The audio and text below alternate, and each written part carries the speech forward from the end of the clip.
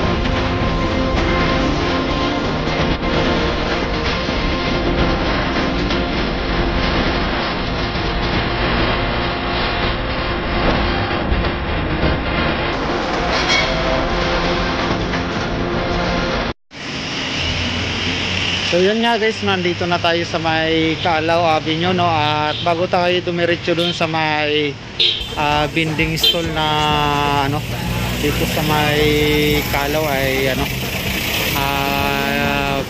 napansin ko lang tong mga nakalagay dito na barrier dito sa may gitna nung ayan, alsada.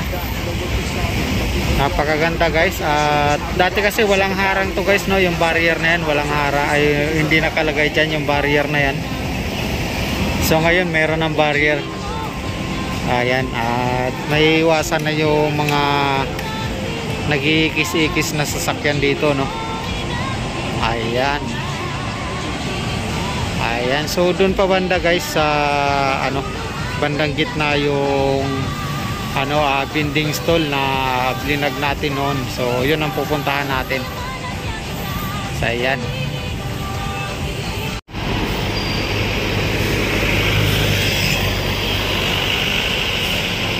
Ayan nga guys, no, ito na nga yung binding stall dito sa may Calao Avenue. At yun, lahat nga ay nalagyan na ng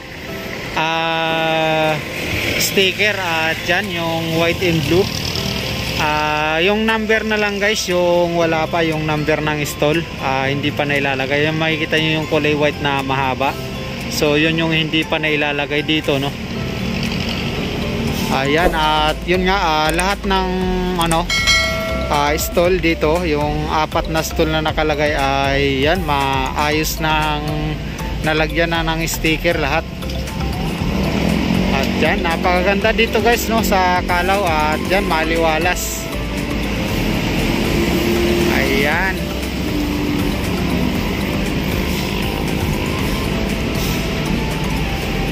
Ayan, at yung mga pailaw dito guys, kompleto na.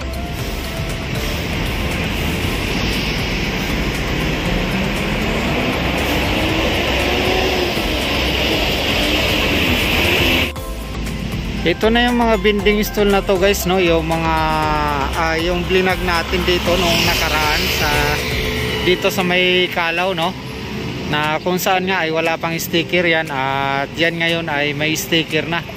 So itong mga stool na to ay meron ng may ano yan, no, may mga nakapangalan na yan kung kanino, at ayan yung hinihintay na lang na maging maayos yung ano natin, no,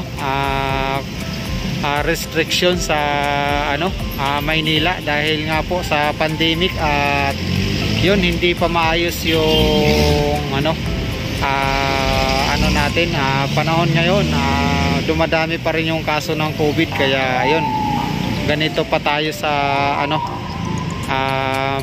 Maynila, ganun pa kahigpit. Ayan, so abang-abangan nyo na lang guys yung aking update.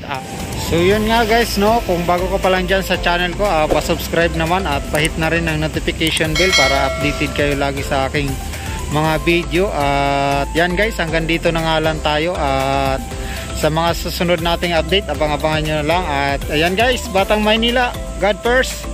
Thank you guys.